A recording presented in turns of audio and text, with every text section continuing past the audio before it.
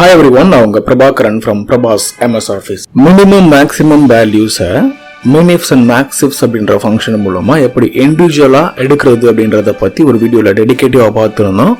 இந்த வீடியோல அதே அவுட்புட்டை எப்படி பிவட் டேபிள் மூலமா எடுக்கிறது அப்படின்றத நான் உங்களுக்கு சொல்லி தர போறேன். உங்களுக்கு தெரிஞ்சிருந்துச்சுன்னா கட்டாயமா நீங்க வீடியோ ஸ்கிப் பண்ணிடலாம். பட் டெஃபினெட்லி ஒரு நல்ல இன்ட்ரெஸ்டிங்கான டிப்ஸ்ன்றதுனால ஃபுல்லா பாருங்க. கட்டாயமா பிடிக்கும் நம்புறேன். ஸோ லைக் பண்ணிட்டு நீங்க வீடியோ ஸ்டார்ட் பண்ணலாம். வாங்க வீடியோக்குள்ள போகலாம். எப்படி இந்த மினிமம் மேக்ஸிமம் வேல்யூஸை பிவட் டேபிள் மூலமா எடுக்கிறதுன்றதை தெரிஞ்சுக்கலாம்.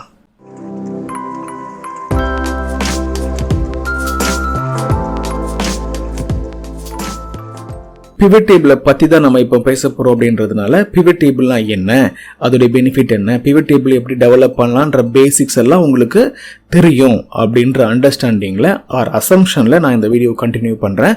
ஒருவேளை எனக்கு இந்த பிவட் டேபிளை பற்றியே தெரியாது, எப்படி இதை கிரியேட் பண்ணணும், என்ன இதை வச்சு பண்ண முடியுன்ற பேசிக் ஐடியாவே இல்லைன்னா பிவட் டேபிளை பற்றி நல்லா தெரிஞ்சுக்கிறதுக்காக நம்ம சேனலுக்குள்ளே போங்க. பிவட் டேபிள் ஒரு பிளேலிஸ்ட் இருக்கும், அதை ஃபுல்லாக பார்த்துருங்க, நல்ல ஐடியா வரும். தென் இந்த வீடியோக்கு வாங்க. அதே மாதிரி இந்த லிங்க் நான் உங்களுக்கு டாப் லெஃப்ட்ல நான் உங்களுக்கு கொடுத்துறேன். நீங்க இதையும் கிளிக் பண்ணி பார்த்துக்கலாம். தெரியாதவங்க அப்படின்னா, தெரிஞ்சவங்க அப்படின்னா டெஃபினெட்லி வீடியோ கண்டினியூ பண்ணலாம். இது ஒரு சின்ன வேல்யூ ஆடட் டிப்ஸா தான் இருக்க போகுது பிவட் டேபிள் தெரிஞ்சவங்களுக்கு. ஃபைன். நம்ம இந்த ப்ராக்டிஸை மினி இஃப் அண்ட் மேக்ஸ் இஃப்ஸ்ன்ற ஒரு ஃபார்முலாவை பற்றி நம்ம பார்க்கும்போது எப்படி மினிமம் வேல்யூவையும் மேக்ஸிமம் வேல்யூவையும் ஃபார்முலா மூலமாக கெட் பண்ணுறது. நார்மலி மினிமம் கிடையாது, குரூப் வைஸ் ஸ்பெசிஃபிக்கான கண்டிஷனை பேஸ் பண்ணி வர்ற minimum maximum from a large database. அதை நம்ம பார்த்துட்டோம். இதே அவுட்புட்டை எப்படி பிவட் டேபிள் மூலமாக எடுக்கிறதுன்றதை மட்டும் நம்ம இந்த வீடியோவில் பார்க்க போகிறோம். பிவட் டேபிளில் முதல்ல நம்ம இன்சர்ட் பண்ணுவோம், அதுக்கப்புறம் பெருசாக பேசலாம். இந்த இடத்துல செலக்ட் பண்ணிட்டு control shift right and control shift down. Entire database-ஐயும் செலக்ட் பண்ணியாச்சு. செலக்ட் பண்ணுறதுக்கு நிறைய மெத்தட் இருக்குது. இது ஒன் ஆஃப் த மெத்தட். ஓகேவா? இது என்னோட யூஷுவல் மெத்தட். செலக்ட் பண்ணதுக்கப்புறம் இன்சர்ட் பிவட் டேபிள் அப்படின்றத கிளிக் பண்ணுவோம். பிவட் டேபிளை கிளிக் பண்ண உடனே இந்த பிவட் டேபிளை கிரியேட் பண்ணுற டயலாக் பாக்ஸ் வருது. இந்த டயலாக் பாக்ஸை பற்றி நிறைய பேசலாம். ஒருவேளை நீங்கள் பேசிக் வீடியோலாம் பார்த்துட்டீங்கன்னா உங்களுக்கு புரிஞ்சிருக்கும். நான் இப்போ டைரெக்டாக எக்ஸிஸ்டிங் ஷீட்டில் இந்த பிவட் டேபிளுடைய அவுட்புட்டை கொண்டு வர போகிறேன். ஒரு பிளேஸ் ஹோல்டர் மட்டும் எனக்கு அவுட்புட்டாக வரப்போகுது. அதுக்கப்புறம் நான் பிவட் டேபிளை டெவலப் பண்ண போகிறேன் இந்த ஃபீல்டு மூலமாக. ஓகே பண்ணிடுறேன்.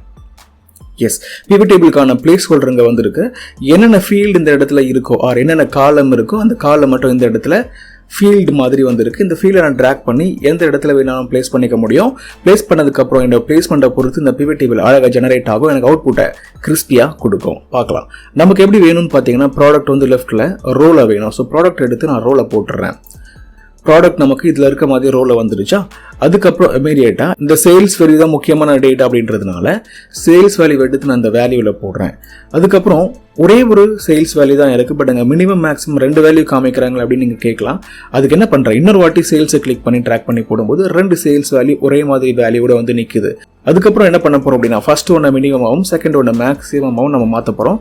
ஃபர்ஸ்ட் ஒன்றை செலக்ட் பண்ணி வேல்யூ ஃபீல்டு செட்டிங் போனீங்கன்னா அந்த இடத்துல உங்களுக்கு சம், கவுண்ட், ஆவரேஜ் நிறையா இருக்கும். நமக்கு என்ன வேணும் அப்படின்னா, ஃபர்ஸ்ட் காலமில் மினிமம்ன்ற வேல்யூ வேணும். ஓகே பண்ணிடலாம்.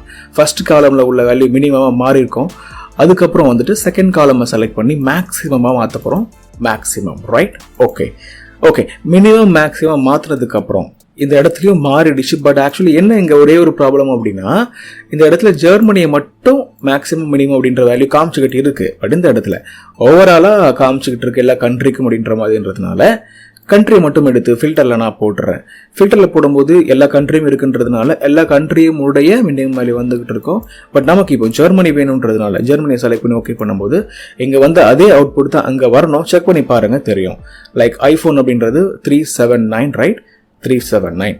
மேக்ஸிமம் வேல்யூவும் சேமாக தான் இருக்குது. ரியல்மின்றது 10220, ரியல்மின்றது 10220. எக்ஸாக்ட்லி நமக்கு இந்த இடத்துல எப்படி ஒரு அவுட்புட் ஜெனரேட் ஆகிருக்கோ ஃபார்முலா மூலமாக அதே மாதிரி அவுட்புட்டை பிவட் டேபிள் மூலமாக நம்ம ஜெனரேட் பண்ணிட்டோம். பிவட் டேபிள் மூலமாக பண்ணும்போது நிறைய பெனிஃபிட் இருக்குது. சரியா?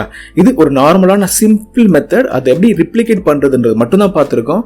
ஒருவேளை நீங்கள் டிஃப்ரெண்ட் லெவலில் ப்ளே பண்ணும்போது லைக் இந்த கண்ட்ரி எடுத்து காலமில் ப்ளேஸ் பண்ணிங்கன்னா ஒவ்வொரு காலம் வைஸ் உங்களுக்கு மினிமம் மேக்ஸிமம் வேல்யூ அழகாக ஜம்ப் ஆகி தெரிஞ்சுக்கிட்டே இருக்கும். நீங்கள் நிறைய லெவலில் இதை அனலைஸ் பண்ணலாம். இதை இப்படி பார்க்குறத விட டிஃப்ரெண்ட்டாக பார்க்கணும் நீங்கள் ஃபீல் பண்ண பண்ணும்போது என்ன பண்ணலாம், கண்ட்ரி எடுத்துங்க போடலாம், ப்ராடக்ட் எடுத்துங்க போடலான்ற மாதிரி மல்டிபிள் லெவல் அனலைஸ் பண்ணலாம். பட் நமக்கு இப்போ என்ன புரிஞ்சிருக்கணும் அப்படின்னா, இதே மாதிரி ஒரு அவுட்புட்டை ஜெனரேட் பண்ணுறதுக்கு என்னால் முடியும், ஆஸ் வெல் அஸ் மல்டிபிள் லெவலில் இந்த டேட்டாவை அனலைஸ் பண்ணுறதுக்கும் எனக்கு முடியும் by using pivot table. As well as எனக்கு இந்த ஃபார்முலா மெத்தடும் தெரியுன்றது உங்களுக்கு புரிஞ்சிருக்கணும் நான் நம்புறேன். கட்டாயமாக ஃபார்முலா எப்படி பண்ணணும் அண்ட் பிவட் டேபிளையும் எப்படி பண்ணணும்னு புரிஞ்சிருச்சுன்னா மட்டும் ஒரு லைக் பண்ணுங்க. கட்டாயமா சேனலுக்கு சப்போர்ட் பண்ற மாதிரி இருக்கும். அடுத்த வீடியோவில் இதே மாதிரி ஒரு குட்டி டிப்ஸோட நான் உங்களை மீட் பண்றேன். See you in the next video. Thanks for watching.